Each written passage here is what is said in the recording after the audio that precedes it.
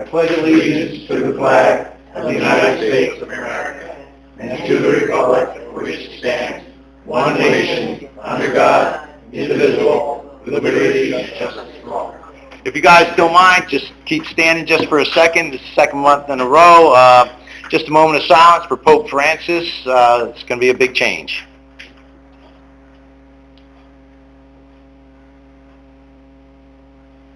Thank you. Okay, Linda, roll call. Mayor McLeichak. Here. Council President Conahan. Here. Councilman Corns. Councilman DeSenza. Present. Councilman DeCino. Here. Councilman Doty. Here. Councilman Griggs. Here. Administrator LaPlace. Here. And Attorney Corsini. Here. Okay. We don't have a presentation tonight. Appointments? We have appointing Monica Townsend as alternate one to the Cultural and Arts Committee. We need a motion. Yes? Motion? Motion. Second? All in favor? Aye. All right, there we go. Okay, guess what? We got a proclamation tonight. We got a couple of them, actually. First one, just a little background here, is when I first got involved with the council, one of the first committees I was put on was the Shade Tree Committee. And I got to tell you, of all the ones, the best group. You guys are the most fun. You guys know how to do your job. You're a combination of knowledge and enthusiasm in getting it done. You know, you interface with the public quite a bit. You know, so you know the fun that goes along with that. And, you know, we all know you just can't keep everybody happy sometimes. And you guys just do such a bang-up job keeping these things going.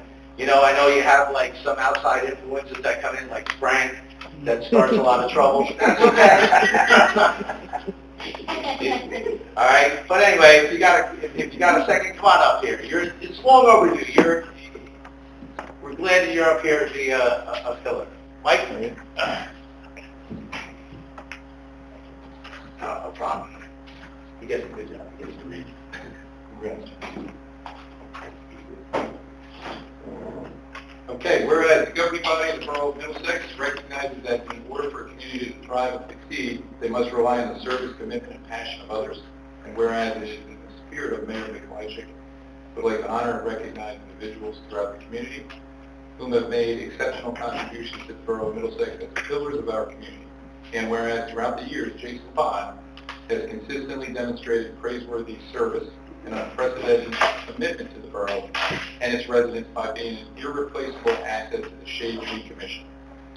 And whereas under the leadership of Jason Bond, the Shade Tree Commission has benefited since his appointment as a member in 2004, and whereas Jason has proven himself a valuable asset to the Commission by utilizing his numerous certificates and licenses in the industry, which include the International Society of Arboriculture, New Jersey licensed tree expert, New Jersey pesticide licensed and certified tree care safety professional. And whereas Jason has devoted his life to ensuring the preservation and health of borough shade trees and the environment through his volunteer service with the Shade Tree Commission, with which he served as chairman for 10 years. And whereas for numerous years Jason has promoted the borough's participation in Tree City USA, championed the efforts for a tree inventory, and the creation of the Shade Tree Memorabilia display at the Public Library for the month of June, and also helped plant the historic Salem Oak seedling distributed by the NJDEP, Big Heritage Tree Conservation Program to each New Jersey municipality that is now prominently growing in front of the library.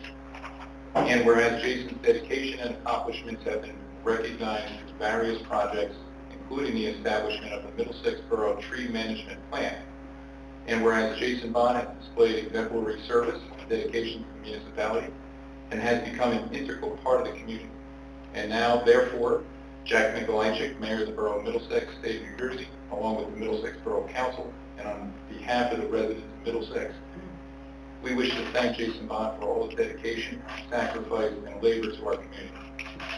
I hereby set my hand and seal of Borough of Middlesex to be affixed this 22nd day of April 2021.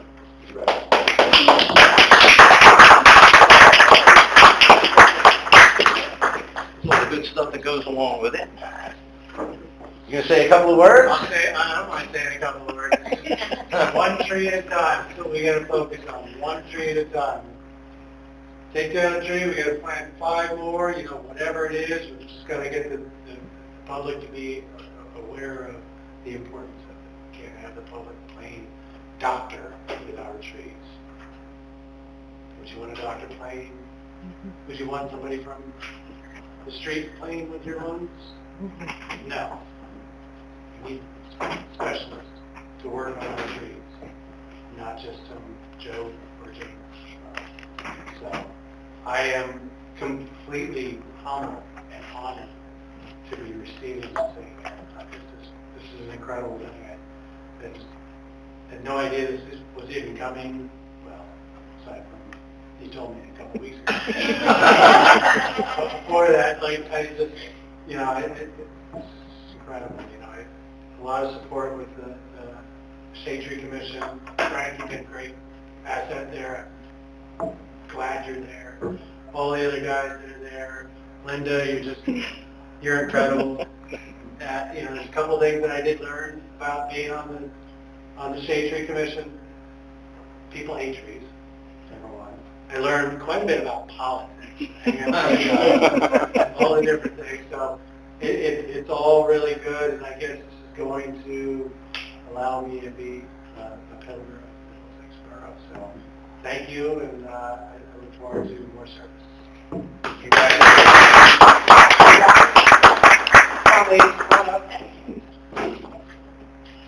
Gotta do the right thing. They can hold the pillar.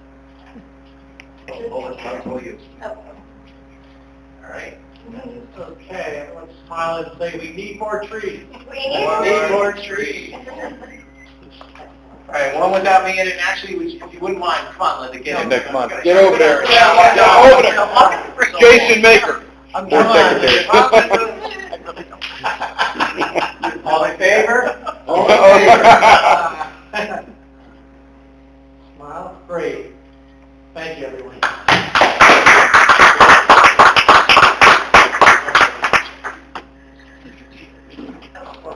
Okay. Oh, right there. Put my thing up here. Jason, we got one other little task for you because it never seems to go away that easy. You would be so kind as to come up here and read the proclamation for Arbor Day. I think it's only fitting that you do that for us. Good timing. Timing is everything. It's amazing the way that works out. Proclamation, Arbor Day 2025. Whereas in 1941, the legislature set aside the last Friday of April as Arbor Day to promote the planting of trees and to encourage the protection of our forests from fires and pests that destroy the beauty and usefulness of our woodlands. And whereas half of New Jersey's total land area is forested or tree cover, and whereas trees play an important role in the ecosystem in which we live, and trees reduce the erosion of our precious topsoil caused by wind and water, clean the air we breathe, and the water we drink, produce oxygen, provide habitat for birds and wildlife, and reduce heating and cooling costs by moderating temperature. And whereas trees are a renewable resource, giving us paper for fine literature, wood for homes, fuel for fires, and countless other wood products. And whereas trees provide increased property value, enhanced economic viability, and pleasing aesthetic qualities along streets and properties in municipalities. And whereas trees planted in yards and farms and schoolyards and parks and along the street and highways creates an enduring heritage for generations that follow. And now, therefore, I, Jack Mayor of the Borough of Middlesex, do hereby proclaim April 25th, 2025 as Arbor Day. In the community of Middlesex, I urge all citizens to support efforts to protect our trees, woodlands, and support our borough's urban forestry programs. And further, I urge all citizens to plant trees to gladden hearts and promote the well-being of present and future generations. Thank you.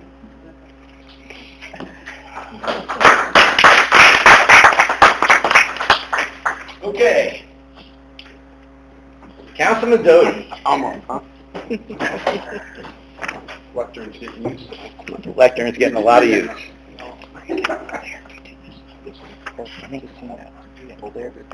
Okay. We have proclamation Denim Day, April 30th, 2025. Whereas Sexual Assault Awareness Month and the observance of Denim Day are intended to draw attention to the fact that sexual violence is widespread and has public health implications for every community member of Middlesex County, including lifelong mental health impact, and whereas sexual assault, sexual abuse, and sexual harassment impact our community, as statistics indicate that every 98 seconds, someone in the USA is sexually assaulted, and every 11 minutes, the victim is a child. And whereas prevention is possible, so we must work together to educate our community about what can be done to stop sexual violence, such as asking, accepting, and respecting boundaries while supporting survivors, and whereas staff and volunteers of anti-violence and prevention programs in Middlesex County, including Middlesex County Center for Empowerment in Sexual Violence Prevention Coalition, encourage every person to speak out when witnessing acts of violence, however small, and to challenge the social norms that continue to perpetuate the culture of violence. And whereas the New Jersey Sex Crimes Officers Association and Middlesex County Sex Crimes Liaisons Officers, in connection with the Middlesex County Prosecutor's Office, are dedicated to ensuring the effective investigation and prosecution of sex crimes in our community through interagency collaboration and training. And whereas with leadership, dedication, and encouragement, there is compelling evidence that we can be successful in reducing sexual violence in Middlesex County through increased awareness, prevention, education focused on increasing gender equity, healthy relationships, and bystander intervention, and holding perpetrators who commit acts of violence responsible for their actions. And whereas throughout the month of April, Middlesex County strongly supports the efforts of national, state, and local partners, and of every citizen to actively engage in public and private efforts, including conversations about what sexual violence is, how to prevent it, how to help survivors, connect with services, and how every segment of our society can work together to better address sexual violence. Now, therefore, I, John Jack Mikulicek, Mayor of Borough of Middlesex, along with members of the governing body, do hereby proclaim April 25th as Sexual Assault Awareness Month, and that we join anti-sexual violence advocates and support service programs in the belief that all community members must be part of the solution to end sexual violence, and encourage the observation of Denim Day on Wednesday, April 30th, 2025. Thank you. All right, rounding it out, Councilman DeCino. Proclamation for International Dark Sky Week 2025. Public awareness of the detrimental effects caused by light pollution is an impact on our wilderness and human health, as well as an economic impact. International Dark Sky Week is held during the week of the new moon in April, when people worldwide may turn off their lights to observe the beauty of the night sky without light pollution. This year's International Dark Sky Week is April 21st to April 28th. Whereas light pollution has significantly established economic and environmental consequences, would result in the deleterious impacts on the ecology and human health of all communities. And whereas light pollution caused by excessive and irresponsible outdoor lighting represents a waste of natural resources amounting to roughly $3 billion per year in wasted energy in the United States, and contributes to diminished energy security. And whereas 80% of the world's population, including the people in New Jersey, live under a dome of light pollution, excessive artificial light at night that disrupts natural darkness and may never experience the visual wonder or ecological and health benefits of living under a dark sky. And whereas the experience of standing beneath a star-filled sky inspires feelings of wonder and awe, and may encourage interest in science and nature, especially among young people. And whereas Dark Sky International, formerly known as International Dark Sky Association, headquartered in Arizona, which advocates in New Jersey, is a globally recognized authority on light pollution, and has created International Dark Sky Week to raise awareness of light pollution, provide free education, resources, and solutions to the public to encourage the protection of and enjoyment of dark sky and responsible outdoor lighting. And whereas Dark Sky International has designated April 21st and April 28th as International Dark Sky Week in recognition of the effects of light pollution on our planet. And whereas night sky, like forest, wildfire, soil, and water is natural resources that should be protected for future generations to experience and enjoy. Now, therefore, I, Jack Middlesex, Mayor of Borough, Middlesex, hereby proclaim April 21st and 28th as International Dark Sky. All right, so moved. Thank you. Okay, we're going to have some ordinances. Jason, if you want to stay and hang out for the meeting, that's great, but if not, and you're looking to slip out, this would be the exact right time.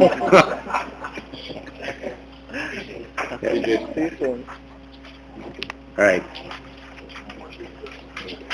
Thank you, guys. Thanks for coming. Okay, we have ordinances for introduction. Okay, we have ordinance number 2149-25, an ordinance amending chapter 332-41 and 332-52 of the municipal code regarding sewers. All right, motion to introduce. Second? Second. Okay. Roll call, please. Council President Conahan. Yes. Councilman DeSenza. Yes. Councilman DeCino. Yes. Councilman Doty. Yes. And Councilman Griggs. Yes. May Yes. 15th. Okay, the public hearing on this will be May 13th. Okay. Okay, next one. We have ordinance number 2150-25, an ordinance amending Chapter 80, Police Department, Section 80-9, qualifications of the municipal code of the Borough of Middlesex to amend the age of eligibility to 18 years old. Motion. Okay, motion, second? Second. Okay. Roll call, please. Council President Conahan. Yes. Councilman DeSenza. Yes. Councilman DeCino. Yes. Councilman Doty. Yes. And Councilman Griggs. Yes. May 13th? Yes. All right, the public hearing will be May 13th. And last one? We have ordinance number 2151-25, an ordinance amending Chapter 375, taxation of the municipal code of the Borough of Middlesex to create a new Article 6 entitled Exemption Policy for Disabled Veterans and Surviving Spouses. Okay, motion, Mayor. please. Second? Second. Okay, roll call. Council President Conahan. Yes. Councilman DeSenza. Yes. Councilman DeCino. Yes. Councilman Doty. Yes. And Councilman Griggs. Yes. All right, very good. The public hearing for that one will be on May 13th. Okay, ordinance for public hearing and final adoption. I have ordinance number 2148-25, an ordinance amending Chapter 420 zoning so as to update the municipal and municipal zone based on current demands for municipal property. Okay, motion to open the public portion. Second. All right. All in favor? Aye. Okay, the public portion is now open. Anyone wishing to come up?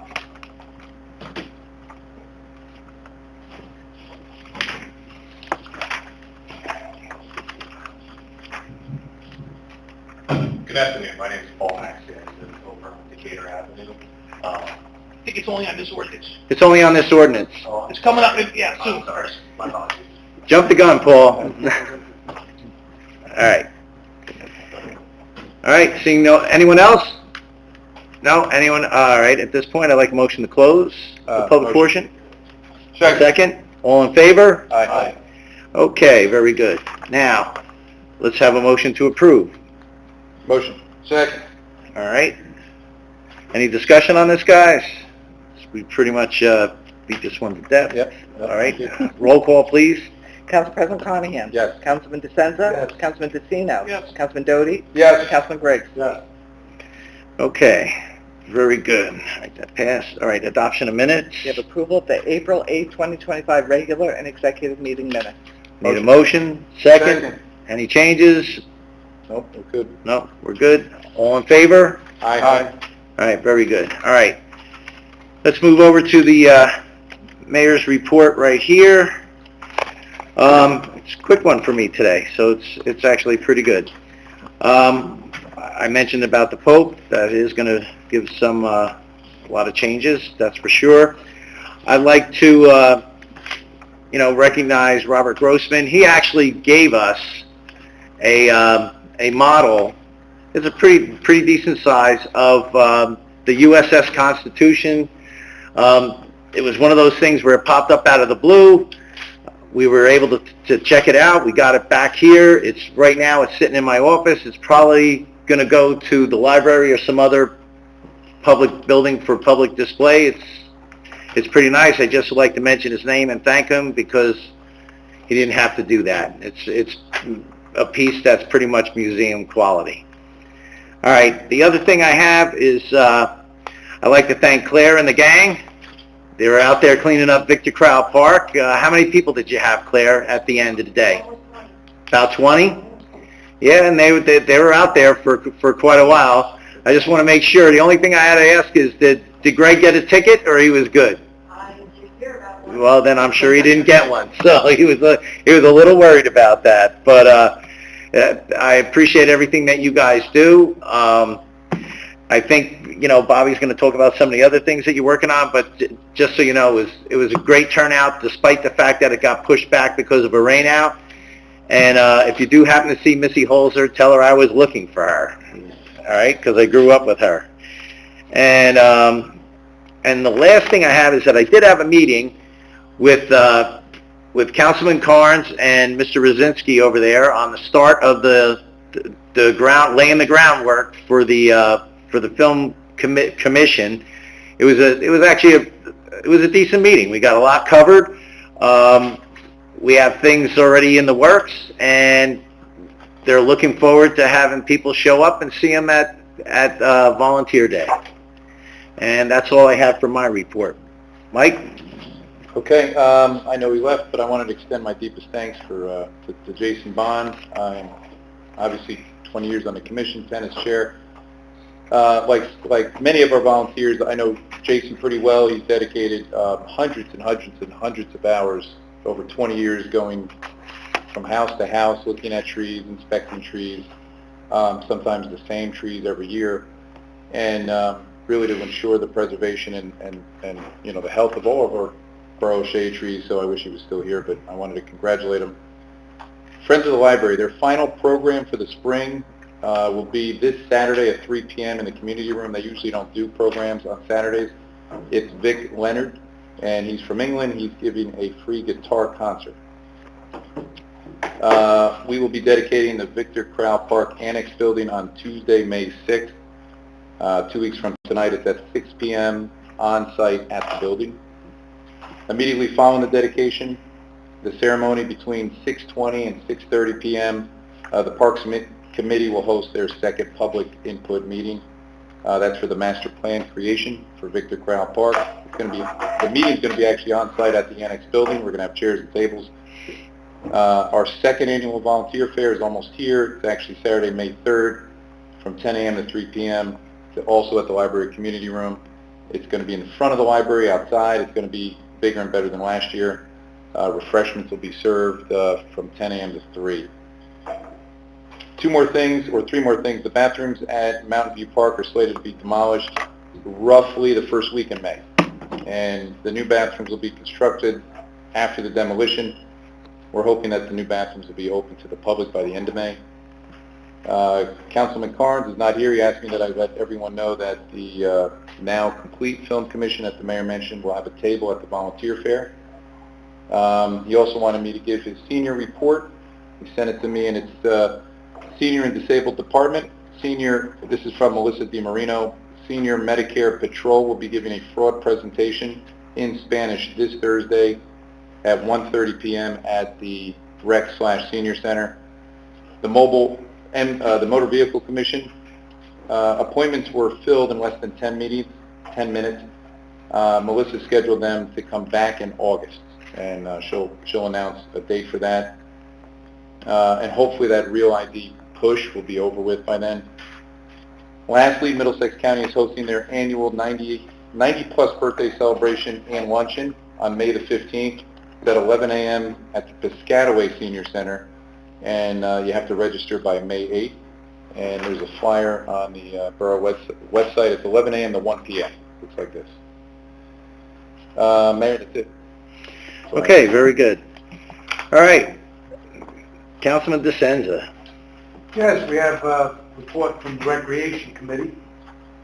Line dancing is moving along. We have 14 participants. Yoga session is 13. Summer playground is 30 are registered. Happy Campers are sold out.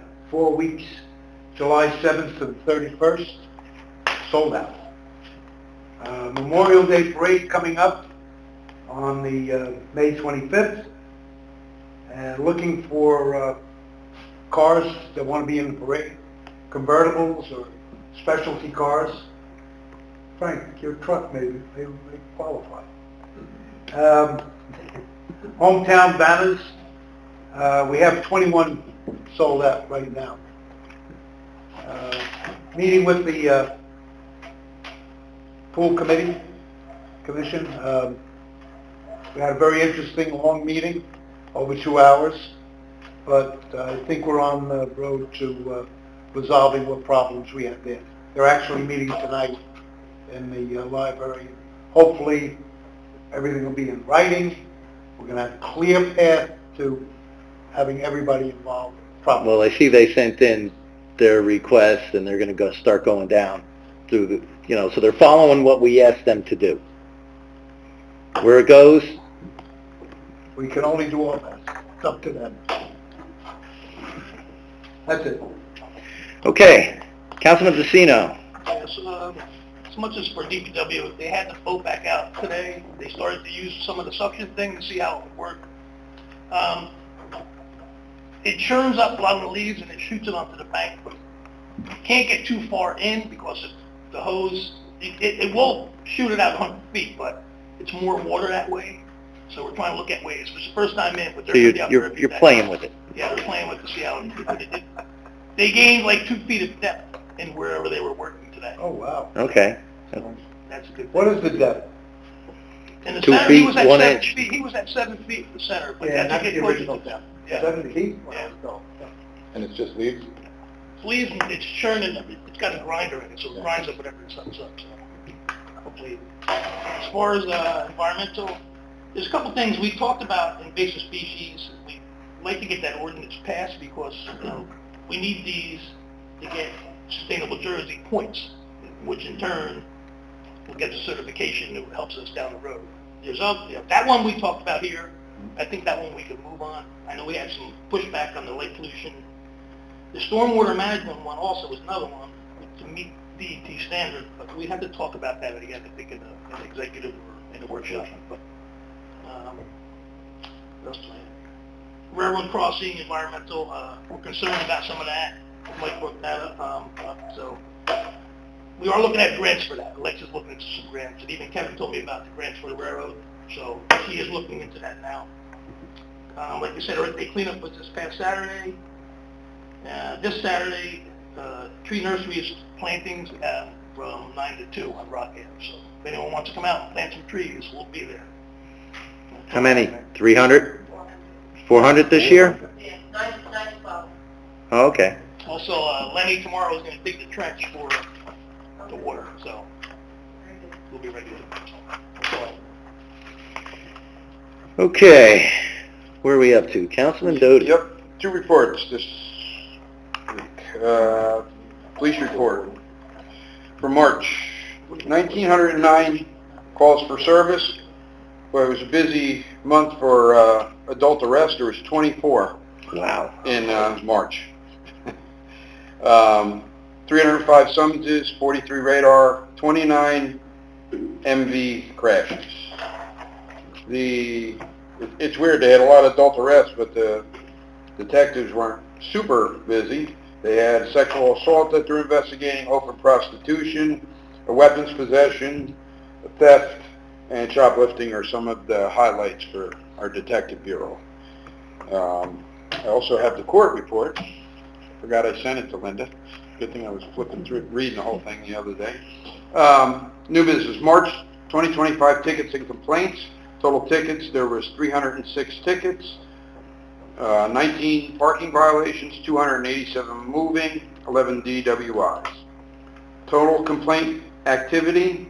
There was 13 criminal complaints, warrant or summonses, 11 local ordinance violations, 3 zoning issued, 4 zoning deposed. New business for February 2025 court.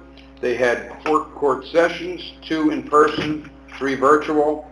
There was a total of 370 defendants, 154 cases deposed, 10 DWIs deposed. It was a pretty hefty month too.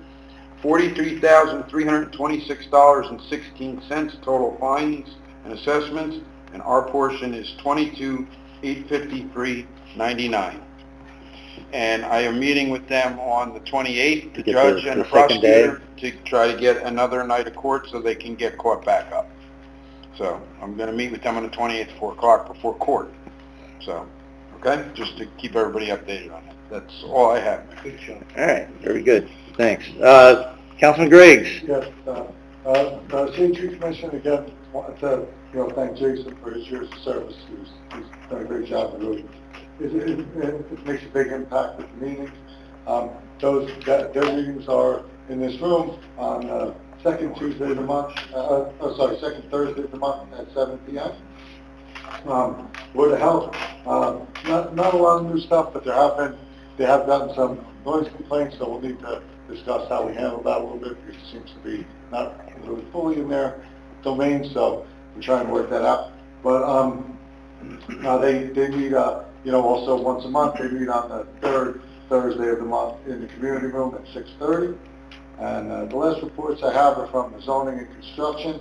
So far this year, the construction department has received $75,422 in payments from 184 permits. In the month of April, we received 20 zoning applications, 23 re-rent resale certificates, and 39 construction applications. That's all I have.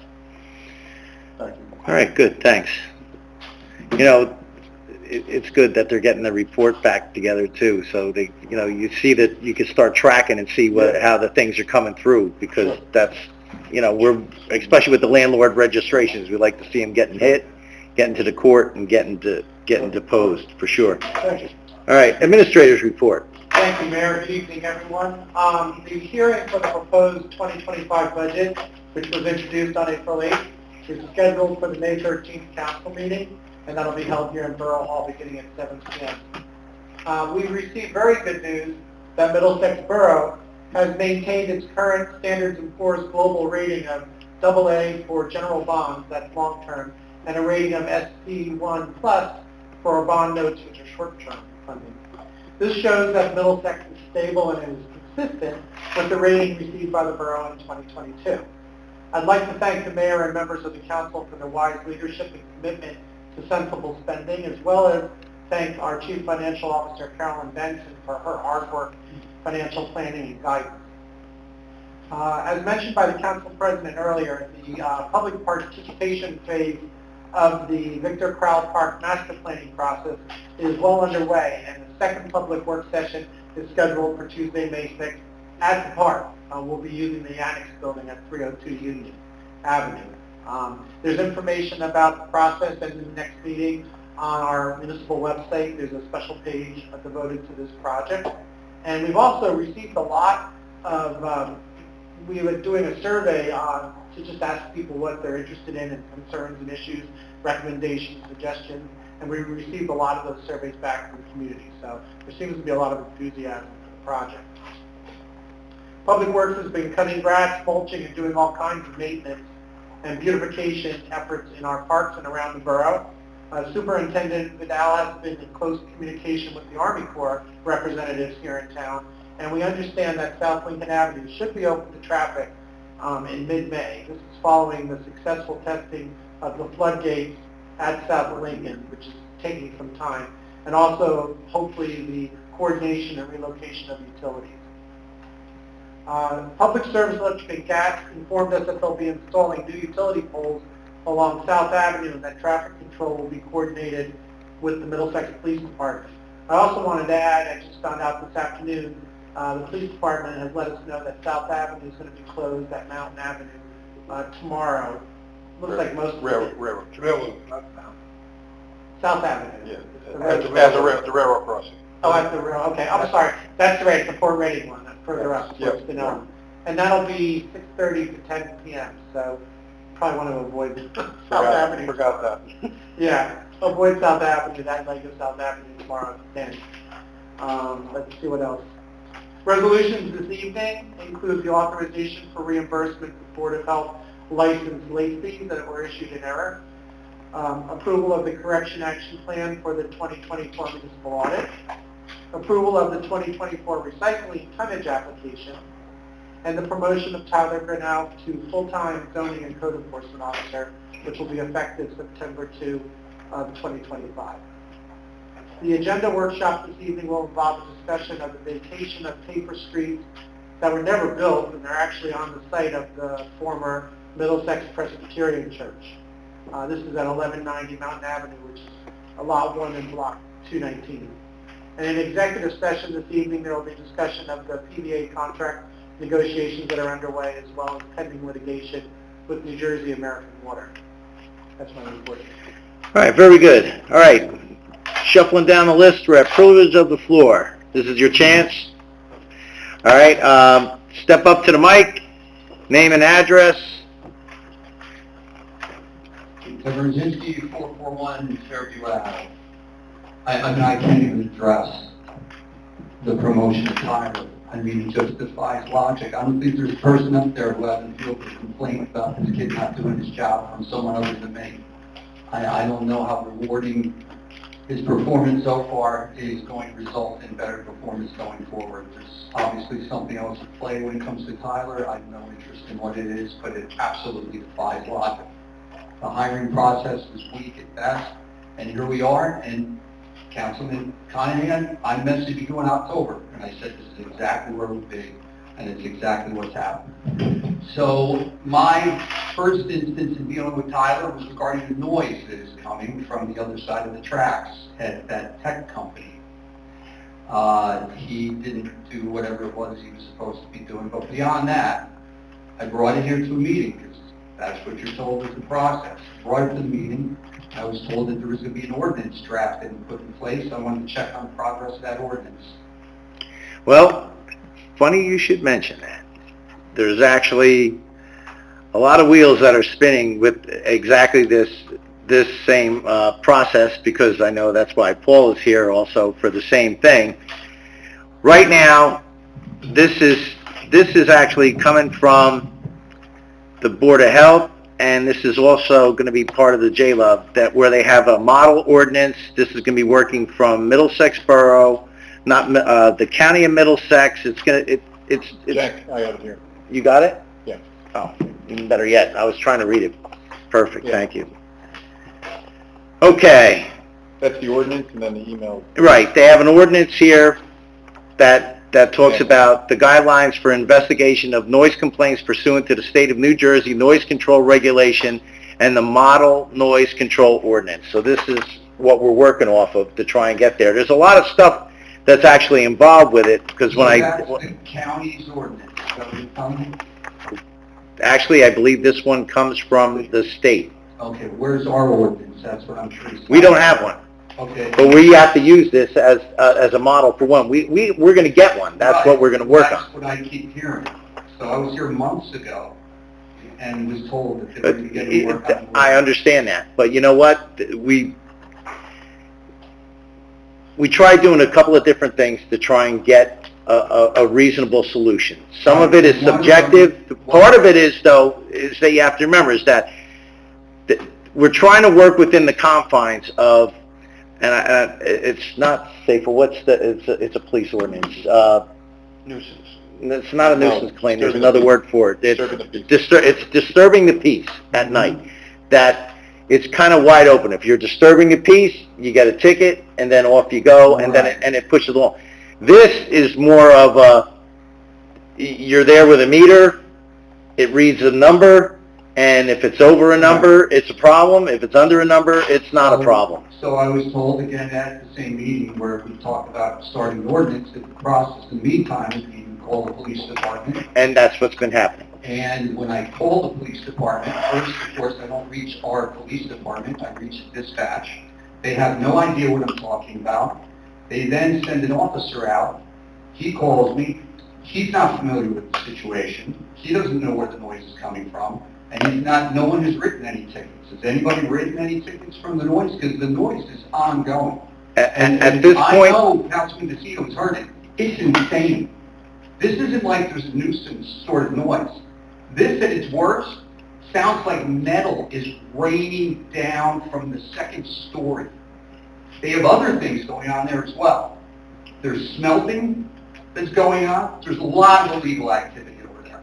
There is. And somebody needs to call the EPA, call the state, and do the kind of things that a code enforcer would do if they went over and saw what was going on. I called Tyler when this first started. I said, let me give this kid a shot. I haven't worked with him before. I called him up. I told him about it. He said he'd get back to me. He did not. I called him 2 weeks later. His answer was, I've turned it over to the state. We abide by their ordinance. I said, Tyler, what is that ordinance? And he was silent. And I told him, and I used far more colorful language, don't let me get off the phone and go to the state website and find the ordinance that you're not aware of easily, because it won't be good.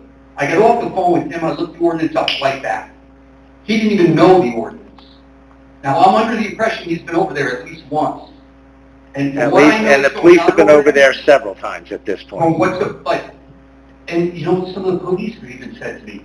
It's a code enforcement issue. If you don't have a code enforcer that's willing to enforce your code, you can have all the ordinances you want. That's incorrect, okay? I'll tell you, because it's gone past that. All right, it has, because it's not just you. I know Paul in the back has done several times, and we've gone out there, and actually he had one time, as a matter of fact, I believe it was either the last time or the time before, he made a statement in the email or a phone message that he sent to me that said the police said that this was unacceptable also, or something to that effect. And the very next day, I contacted the chief of police to go back and say, that's all fine, well, and good that people may be saying this.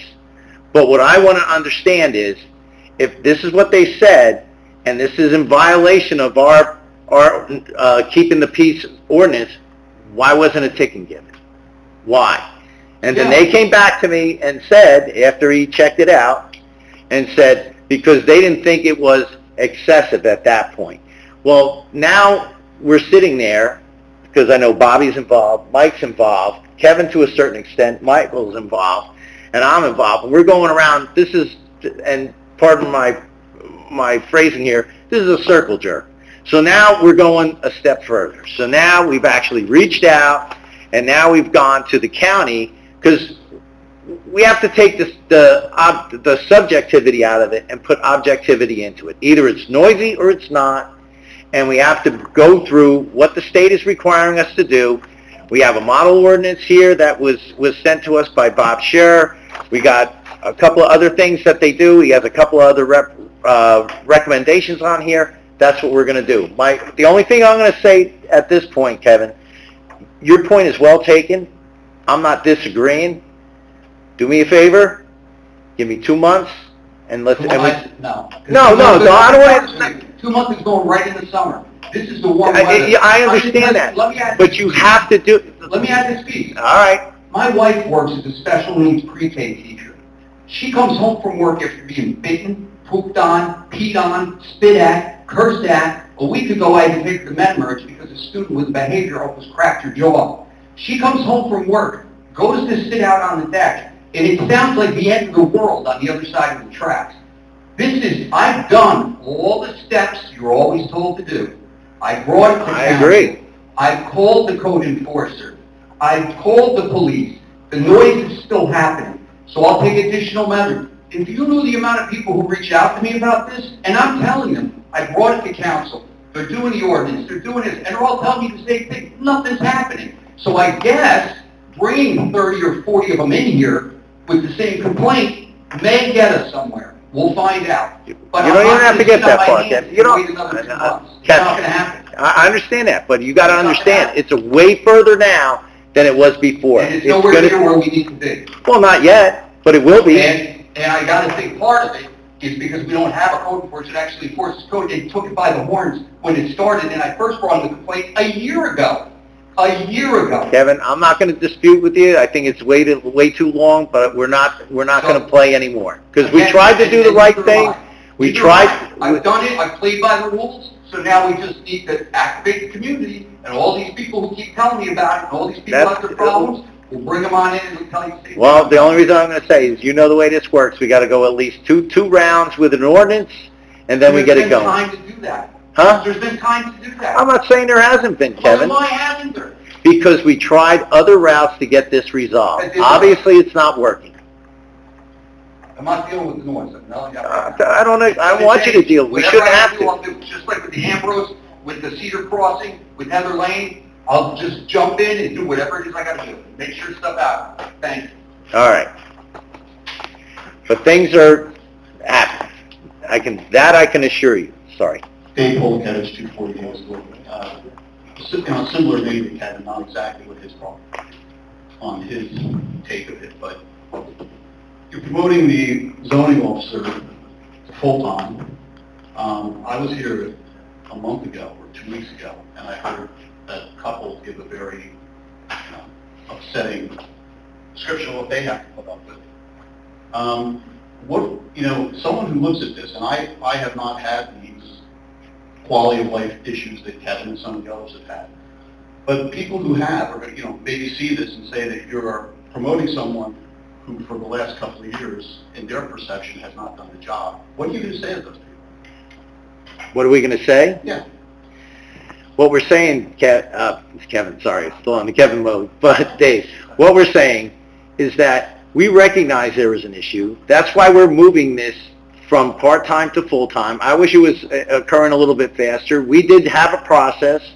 I wish it could have been done a little bit better, but that's okay. We're at where we're at. And to be quite honest, at this point in time, with the candidates that have presented themselves, and there's been quite a few, this is a route that we feel is the most appropriate for Middlesex. Don't think that it's just going to be what we had before, because it's not.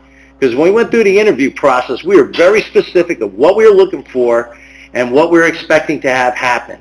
And we're not going to just be like, oh, it's okay, things are as they were. No, we're expecting a lot out of this. And to be quite honest, he knows, and I'll say this for the public record, if we're in the same spot in 6 months, we're going to be looking for another code enforcer. Because we made that very, very clear.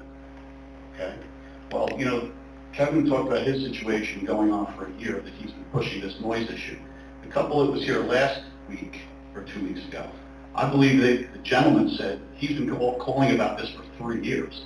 Why is it taking 3 years to get his issue in his neighborhood addressed? And I don't even know if it's still been addressed, but I'm assuming that it has.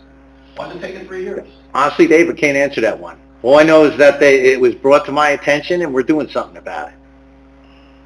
And Mayor, I'll add to that, because after the last meeting, I did speak with our code enforcement officer. The issues that are at that property that the couple were discussing, the neighborhood issues, they've been addressed on a regular basis. They've been out there, the police have been out there, other agency representatives have been out there. It's an ongoing problem, because, for instance, with rats, that's an issue that you have to manage. You don't solve it. Rats are not, you can't, it's like the geese. They're not going to leave Middlesex completely. Right. So you have to manage the problem. So different efforts have been made, and we're going to continue to do that. And as the mayor said, now with hopefully putting in full-time resources, we'll get a better response. But I spoke to Tyler right after that meeting and let him know that we really need a special focus on that problem area that the residents brought to our attention. Well, I think there's two parts of it. The zoning process, when there's a summons, as it is, can be time-consuming. I'm sure Mr. Corsini can speak to that. He gets somebody tied up in court. They file a motion, you file a motion, whatever. But I think what's getting people ticked off, and I have a neighbor who's been involved in this, I know you guys have spoken to him, is when you initially report something, there doesn't seem to be any urgency to go out and assess it and see, okay, do I need to bring in the attorney? Do I need to bring in the police? Do I need to bring in somebody else? And there doesn't seem to be any urgency. And how is that going to change? Dave, you just have to be more aggressive and put more feet on the fire and get more people out there. That's what it is. I mean, we recognized that 2 years ago, or when you sat there and said, how come things aren't getting done? You can't do some of these jobs part-time. That's only the tip of the iceberg. There's stuff all over town I see that we want to have addressed. You know, and part of it is working not only with the code enforcer, is working with, and just, you know, you hear only one side of it, but the other side of it is, you know, how does it tie into the courts? Well, now you're tying into the courts. Well, guess what? We got a 3-month backlog. How do you give a guy a second ticket when you couldn't even get him in there to go through the first thing? You know, that's a problem. That's why we're trying to pick these things off, because you know what? Maybe in the past there was a reputation. You got a ticket, don't worry about it. They're not going to do anything about it. Maybe that's the way it was. I don't know. But right now, that's stuff that we can't have happen anymore. You get a ticket, you should be, and you're guilty, you should be fined, and you should be paying that fine. And if you don't want to pay that fine or you want to ignore a ticket, there's going to be consequences. And I don't know whether that was happening in the past. Okay. Well, so you seem to be buying into there needs to be more urgency to this. Well, of course. Why is the full-time status not happening until September? You've got a whole summer when you could have some violations going on, and we're not moving it until September. Well, I can address that. First of all, he's already here. He's working a part-time basis, but he's already on the job. He's already been given additional responsibilities to gear up to when he's going to be a full-time person right after the summer. He had some vacation and other plans that we wanted to honor, you know, before he comes back full-time. And also, we're restructuring different practices within the department. We're going to even be making some physical changes. So I think by the time September 2nd kicks in, the first day of his full-time assignment here in Middlesex, we'll have a lot of changes in place that are really more effective. So we needed some lead time as well for the transition. Okay, well, one last question along those lines. And I didn't notice this till tonight. I was sitting out there reading the agenda in the hallway, and I look up and I guess there's a window across the hallway there. It says zoning office open 2:30 to 4 o'clock. I think it says. Are those the only hours that the zoning office is open, 2:30 to 4 o'clock? Well, that's when he's here because he's part-time. That's when he's physically in the office. He also has to go out and inspect different sites and, you know, follow up on calls. I think the first 45 minutes he usually spends checking messages and getting back to people, that sort of thing. So that's when he's available to the public for walk-in. Oh, okay. All right. Thank you very much. Paul Massey, 521 Decatur Ave, Middlesex, New Jersey. I've come here tonight to ask for your consideration in imposing an ordinance that restricts the hours of operation for the entire industrial zone located on Bakeland Avenue. And I have reasons for it. First and foremost, quality of life. I have multiple phone recordings, audio recordings, unedited recordings, videos, you name it, pictures of multiple businesses over there, 24 hours a day. Between backup beepers of heavy equipment, tracked equipment, skid loaders, skid steers, backhoes, bobcats, you name it, trucks unloading and loading dumpsters, trucks backing in trailers, landing into loading docks. Every hour of the night, you name it, I can show you a video and play it. Second most, I think there's a serious health risk here. I really do, because I just about an hour before coming here got the over request that I put in from the EPA from the state for Hakai Infotech LLC. That's 172 Baseline Avenue, Unit 3. I don't know if you guys are fully aware of the gravity of the situation. So just last year, they were issued hazmat. Hazmat went through there. 15 gallons of diesel fuel and motor oil. 15 gallons of diesel fuel, 15 gallons of motor oil. The place has no gutters, no drainage systems, no catch basins. They observed it. The area is open to rain. They observed engine blocks stacked on a concrete pad. Motor oil, diesel fuel was running into a drainage basin adjacent to the property, which led directly into the Ambrose River. They saw rainbow oily sheen slicks in the Ambrose River and in Lake. That's all reported. I have it all on my phone. I actually didn't really have time to go through all of it. I only went through a couple of reports. But I will read you this. One second. This comes from Philip McCrellis, Registered Environmental Health Specialist, REHS, and Acting Air Program Supervisor, Middlesex County Environmental Health Division. He has his ID number if you want to hear that as well.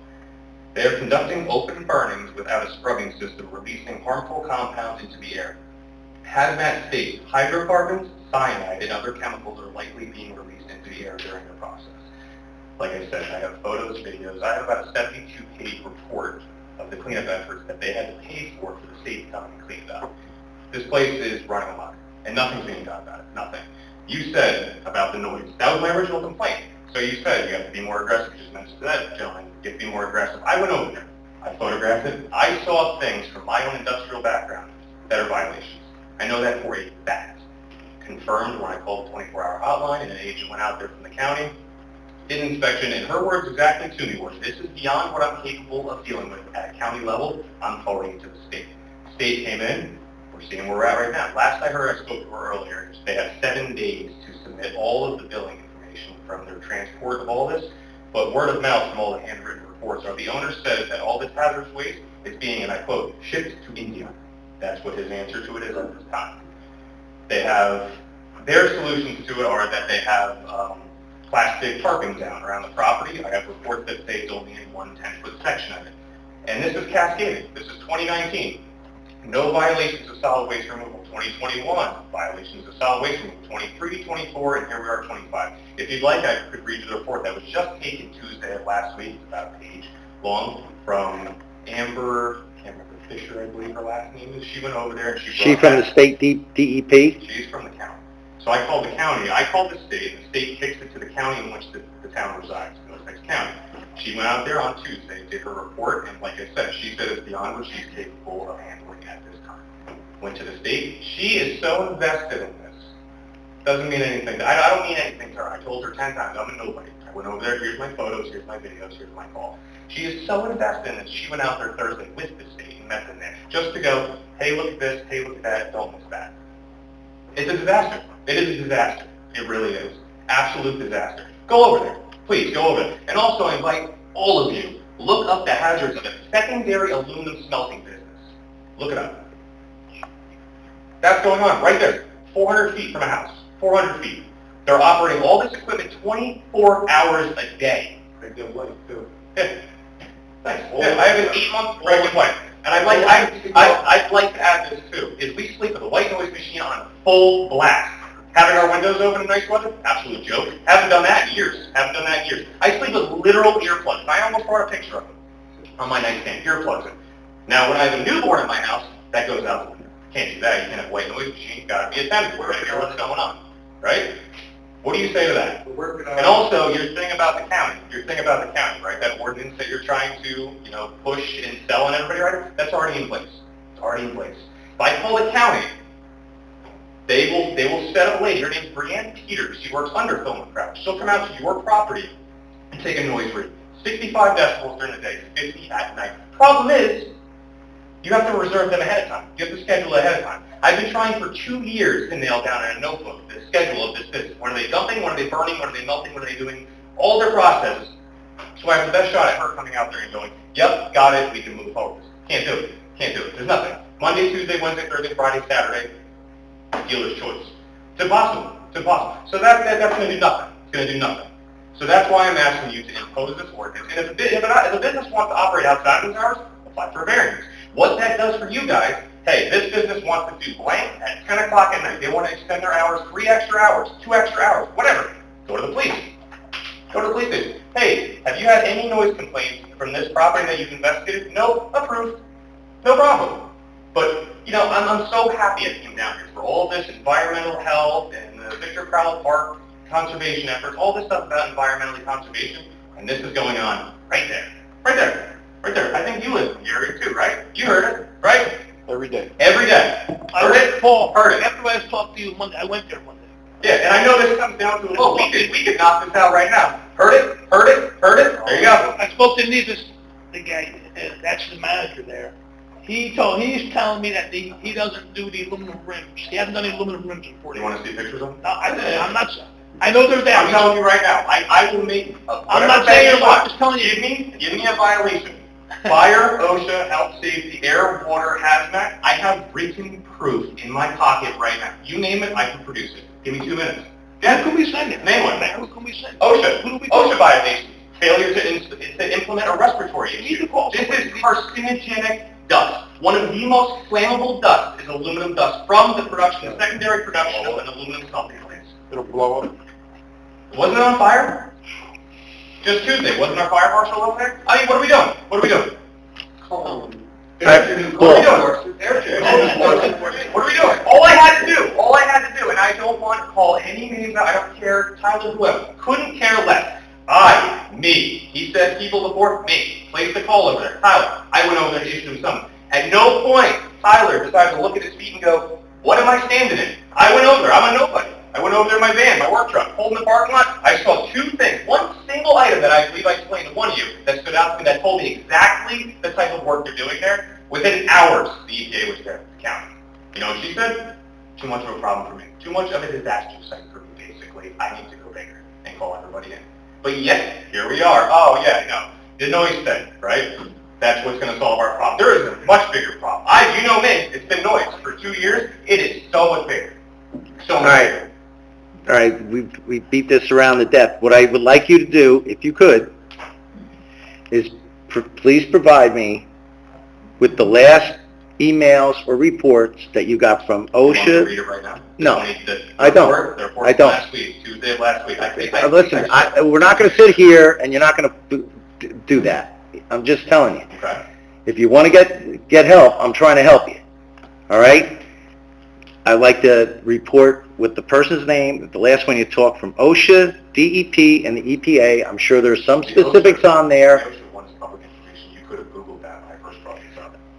So basically you did it, but you want me to go fishing around for it. You tell me you have it all, but you don't want to give it to me? Nobody. Huh? Nobody.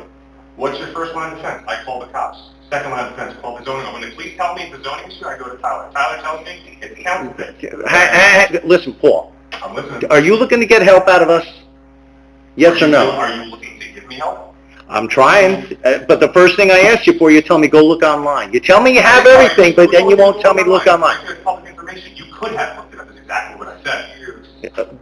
I could have. Do you have it? Yes? 100%. Fine. Are you going to send it to me? More than what I've just described. Are you going to send it to me, the last OSHA, DEP, and the Just the EPA? last? You want just the last, the most recent? For right now, if I need more, I'll ask for it, but this is just the last one.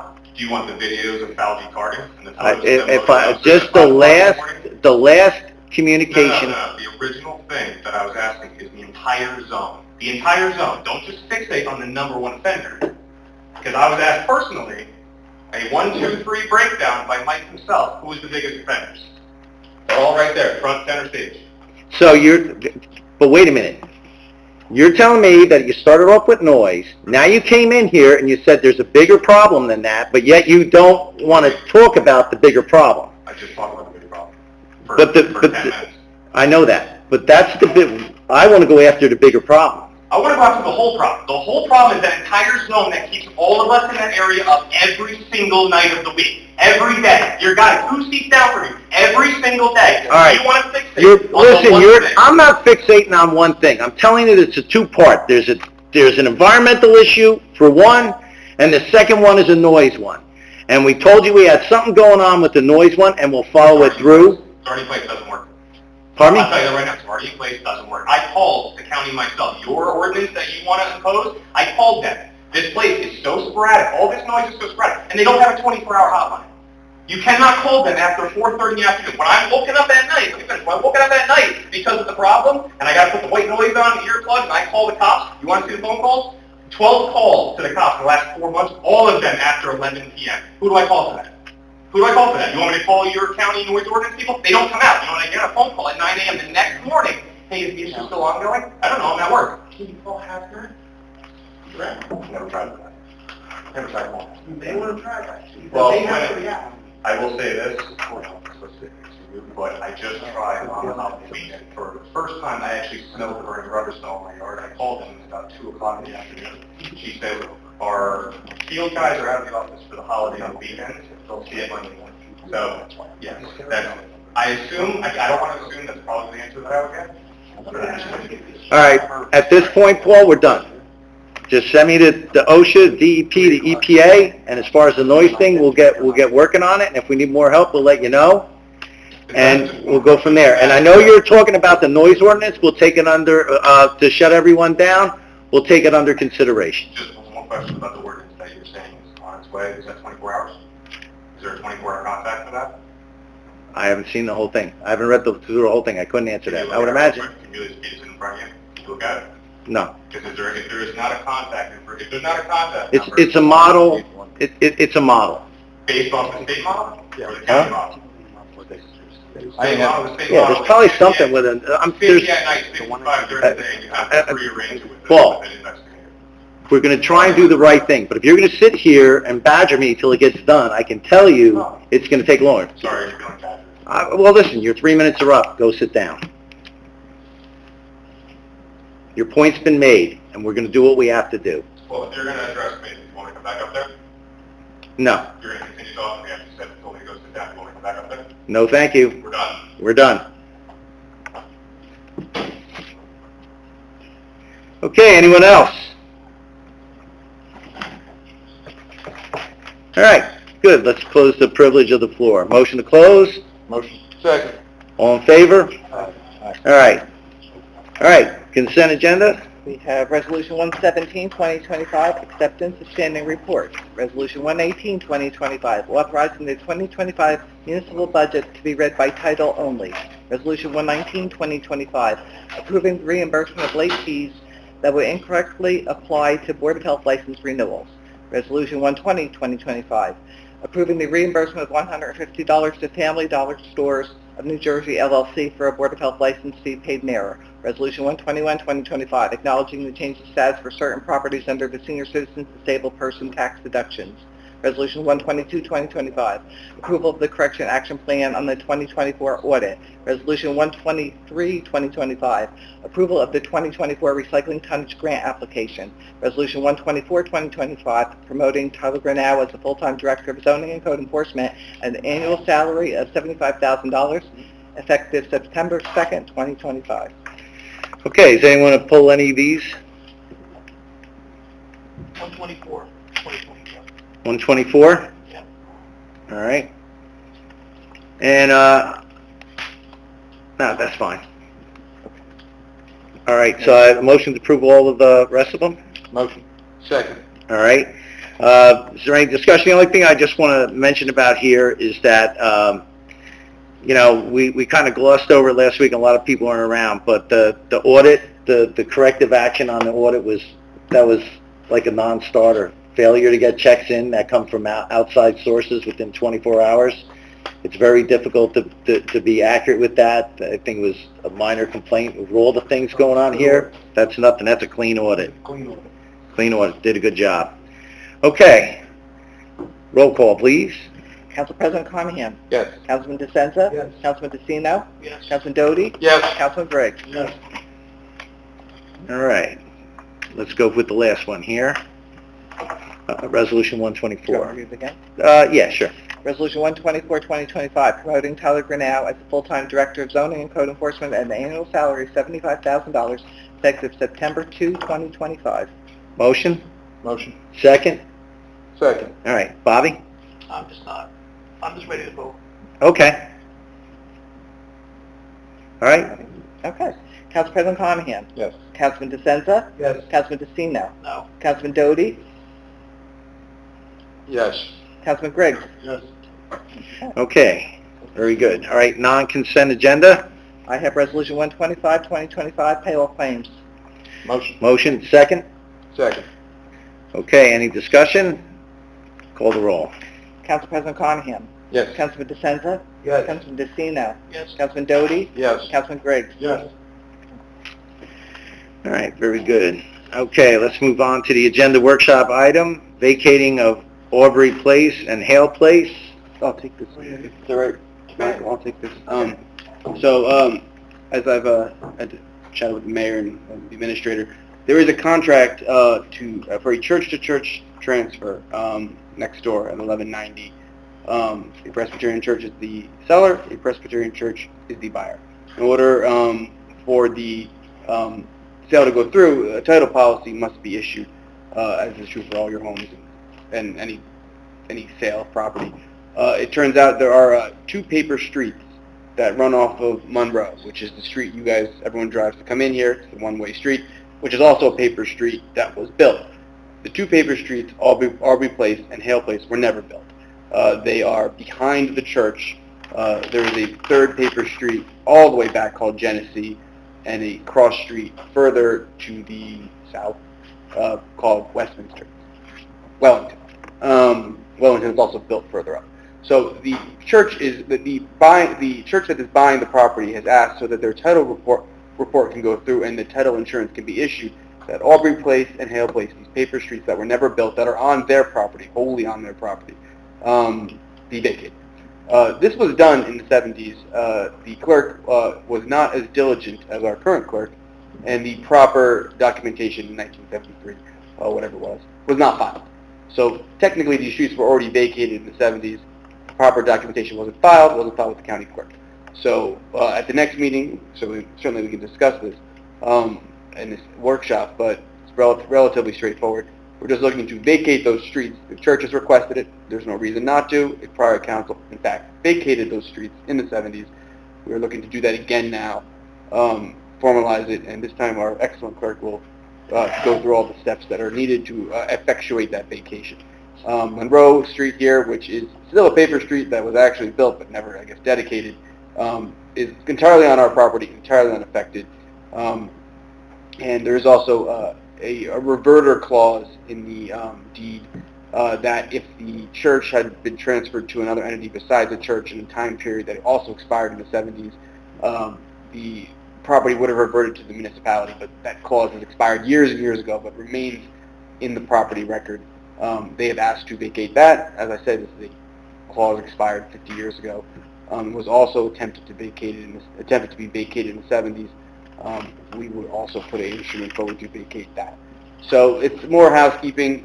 Whether the sale goes forward, it's a private sale, private entity, so I can't tell you when it's going to close. I can't answer all the questions. I'm sure Dave Polakevich is turning over in his head right now. But that being said, it is something we'd be looking to do, and I see no reason not to do it. How long would it take to turn that around? Oh, well, it's done already. We only put it on the workshop for public transparency. Any questions that you gents and the members of the public might have, but it's ministerial in nature, and we would put it. It's already been submitted to the clerk from my office. So the next meeting, Michael? Yeah, I just wanted to add to that explanation that if you go to our maps and you don't see these two streets, even as paper streets, the reason is, I guess, the one thing that was done in the 70s or whenever this was originally done, they did take it off the maps, so it doesn't show on our tax maps. Yeah. You will find them. Yeah, effectuating the point that Yeah. it was intended to be. If you look at a tax map, you will still see Genesee, Right. and the unbuilt part of Wellington. It's on the tax map because they are not vacated; they're still there. And Monroe was not only was Monroe not vacated, it's a street. Apparently they did take it off the map, these two that we're addressing now. There's a map that was circulated in the packet, and any member of the public's welcome to it. It's just two streets that cut. One of them cuts right through the church. So, the back end of the church is bisected by Hale. So, interesting piece of Middlesex history, two streets that we're just looking to take off the book. So, All right. Does anyone have any issues with this? Vacating the streets? I don't. Nope. Kevin? No, all right. All right. Any other discussion on this, or we're done? no, Mayor. All right, so we have privilege of the floor on the agenda workshop items only. So if you want to come up and talk about Aubrey Place and Hale Place, then now's your